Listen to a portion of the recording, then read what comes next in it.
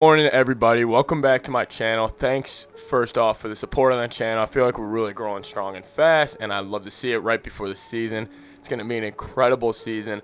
But you guys are here for me to talk about Stephon Gilmore and if the Vikings should trade for Stephon Gilmore because he's on the trading block. He's not showing up to Patriots minicamp, and the Vikings have been one of the teams that have been kind of thrown around in the conversation about as a team that should trade for him. And there are people that think they should. There are people that think they shouldn't. I'm going to give my stance on it. I land pretty in between with this situation. I can see both sides. Anyways, thank you guys again so much. Comment down below. It's the best way for you guys to interact with me. And honestly, I love interacting with you guys in the comments.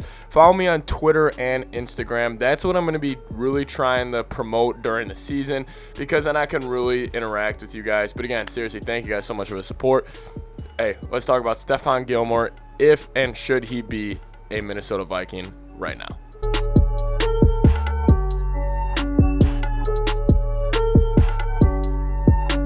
So Stephon Gilmore, he was the depot, the defensive player of the year in the NFL just 2 years ago. He is a lockdown corner for the New England Patriots who struggled last season. Now, the struggling last season, I'm going to take that with a grain of salt. I have to. Because listen, the Patriots, they had a ton of opt-outs on defense last year. He was playing with a bunch of new guys, and listen, it was a COVID season. The Patriots were hit by COVID really bad. They had a ton of opt-outs because of COVID on defense. And then, of course, Cam Newton, right as they're getting on a roll last year, he gets COVID, and he actually gets really sick from COVID, and he obviously had a tough time bouncing back. So the Patriots were just a mess last year.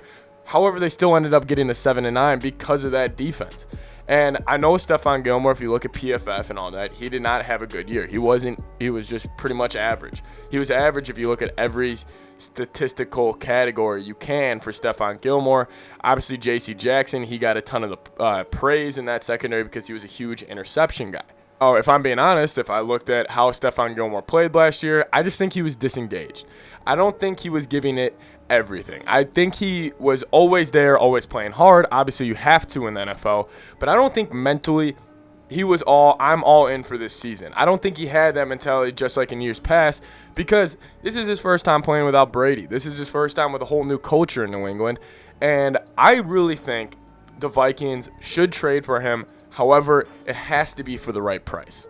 In the Minnesota Viking corner situation right now, I'm very pleased with it. I'm very excited about it. Patrick Peterson, Bashaud Breeland, Cameron Dantzler, Mackenzie Alexander. I really like the four. But listen, if you have a chance to bring in Stephon Gilmore, another veteran, smart corner in this secondary, you have to. I don't think this is a thing where you can make the argument, well, yeah, but you don't want to take reps away from Cameron Dantzler. Oh, yeah, but you don't want to take reps away from Mackenzie Alexander. Listen, the Vikings Super Bowl window is probably these next 2 seasons before a whole rebuild with, not Kirk Cousins, but probably not Mike Zimmer happens. And that's the reality. And I'm not saying it will be a 3-year rebuild. I'm just saying it will most likely be handing the keys to somebody else, whether it be Kellen Mond or another quarterback coming in. It will be a whole new culture shift. Now listen, if you're bringing in Stephon Gilmore for just this year, why not? But if you think he would take away reps from Dantzler or Mackenzie Alexander, I can't really see that argument because for this next season, you want to roll out the best corners you can.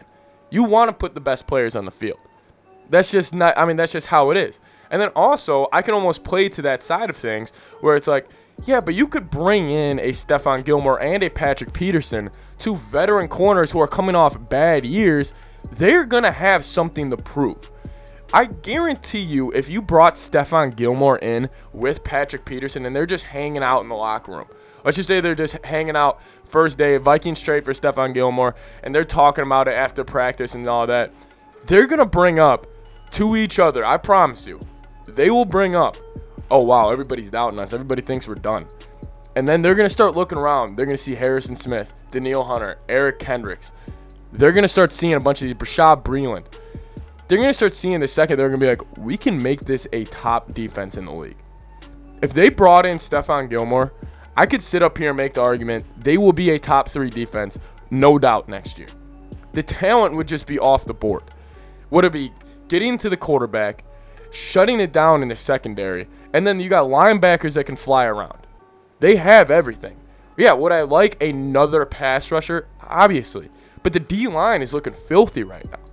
So if you could bring in a Stephon Gilmore, who, yes, everybody says he lost a step. He's not the same. You don't think he hears all that? These are people at the end of the day. These are athletes. This is how these guys get motivated. And if you reach a level where Patrick Peterson and Stephon Gilmore reached, where you have always a chip on your shoulder, you will be able to almost reenact or resurface that chip on your shoulder, because all you've been hearing all offseason is you're washed. You're not good anymore. And if you would have a team like the Vikings who would commit to Stephon Gilmore and be like, hey, we're bringing you in. We want you to dominate. You and Patrick Peterson, you guys got stuff to prove. And then also for the young guys. Listen, when was the last time really a corners won Defensive Player of the Year? You get a chance for Cameron Dantzler, whatever's going on with Jeff Gladney, and Mackenzie Alexander and Chris Boyd, these young guys, to listen to a Stephon Gilmore and Patrick Peterson, that would be incredible. And yeah, listen, they will still get reps, because I promise you, Patrick Peterson and Stephon Gilmore will not play 17 games. If they bring in Stephon Gilmore and Patrick Peterson, they will not. Obviously, Pat Pete's already there. They will not play 17 games.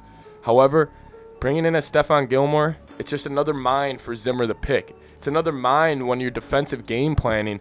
It's another mind that's coming from a Patriots culture who knows how to win. I just think if you have the chance, I'm not saying I would never give up a first for him, probably not give up a second. But if you could throw them a third and you could bring in Stephon Gilmore for just maybe a year, or maybe he wants to go somewhere he can sign, I would roll those die. I would 100% roll those die. There's no reason not to. And listen, I don't really want to hear the argument about we need to let these guys develop. Listen, we had that last year. And look how miserable it was as a fan base.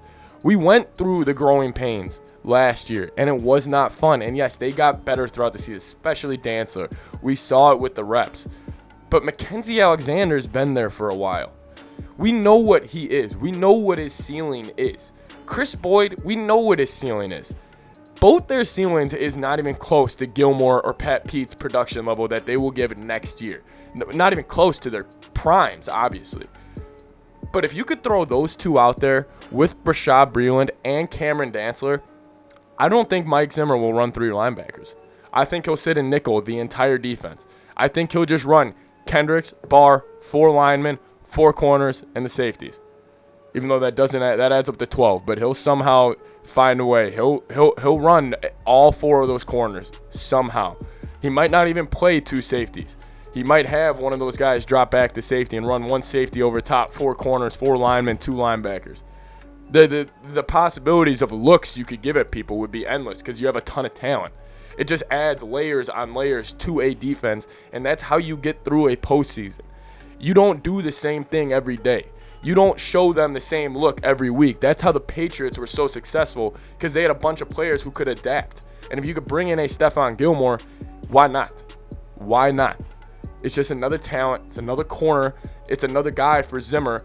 That defense would be incredible. The offense would then have the mentality, we get to 24 points, we're winning that game.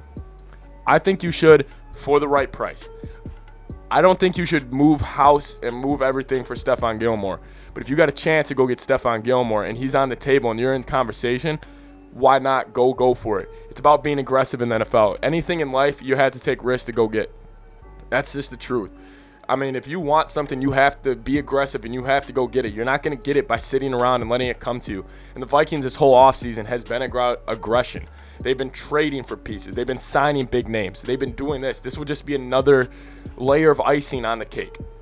Go be aggressive. That's how you win in the NFL. That's how you win in life, is being aggressive and going for it. You look in Green Bay right now, Aaron's out of there, not just because of the relationship he has with the GM, but because they're not that aggressive. And the one time they were aggressive, it was the draft his backup. So go all in on this year. You got a ton of BS going on in the division. You got the Lions, who are the Lions. You got the Bears, who they're dealing with a rookie quarterback, and their ceiling is only so much because they have a rookie quarterback who I think is going to be good in the future. Obviously not as a rookie. Then you got the bullshit going on in Green Bay. Go trade for Stephon Gilmore. That's my case. Thank you guys so much. Love talking to you guys. Comment down below. Skol Vikes.